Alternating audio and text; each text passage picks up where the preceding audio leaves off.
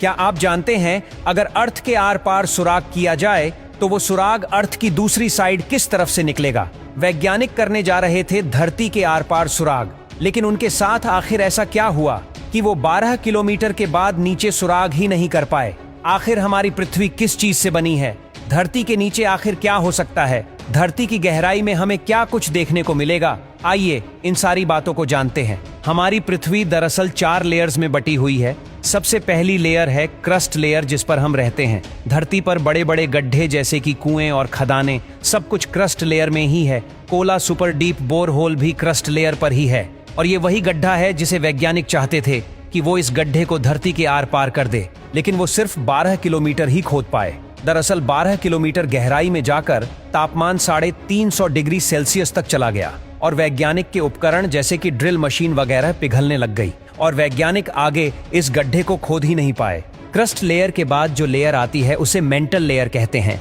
Mental layer crust और core के बीच की लेयर होती है। ये धरती की वैसे सबसे बड़ी परत है, जो समुद्री परत के नीचे लगभग 35 किलोमीटर से लेकर 2900 किलोमीटर तक की गहराई में फैली हुई है। आपको बता दें कि धरती की चुंबकीय शक्ति, टेक्टोनिक प्लेट्स और ज्वालामुखी गतिविधियों में इस लेयर का बहुत बड़ा योगदान है। मेंटल लेयर में 2 कॉन्सेप्ट का जानना बहुत जरूरी है, एक लिथोस्फेयर और दूसरा एंडोस्फेयर। लिथोस्फेयर सबसे ऊपर मेंटल और क्रिस्टल लेयर का एक मजबूत पार्ट होता है। ये उन प्लेटों में टूट गया है और ये नीचे तैरती रहती है, जो कि पर्वत श्रृंखलाओं का निर्माण करता है। अचानक आने वाले भूकंप का निर्माण भी इस लेयर की वजह से ही होता है। हमारी पृथ्वी की सतह को आकार देने में भी इसका बहुत बड़ा हाथ है। एंडोस्फेयर की बात करें तो ये लिथोस्फेयर के नीचे मेंटल का पार्शली पिघला हुआ एक फ्लेक्सिबल एरिया है, जो कि गर्म और सेमीफ्यूल्ड चट्टानों से बना हुआ होता है।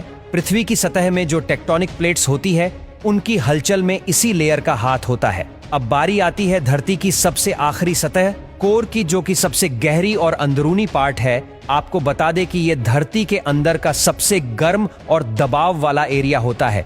इस लेयर का टेम्परेचर ही 5000 सेल्सियस से लेकर 7000 सेल्सियस तक आराम से हो सकता है, जो कि पृथ्वी के अंदर की हलचल और मैग्नेटिक एरिया को बढ़ाने का काम करता है।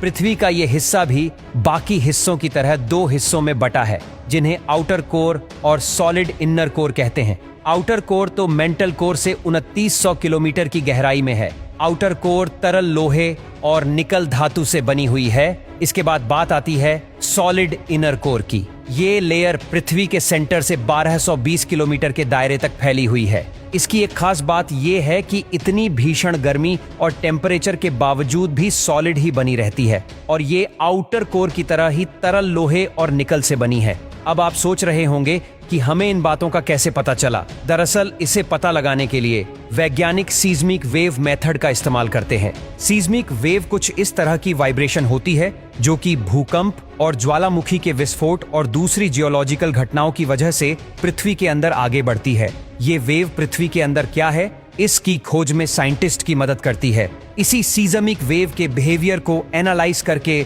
साइंटिस्ट ने धरती के अंदर मौजूद अलग अलग टेक्सचर का पता लगाया है।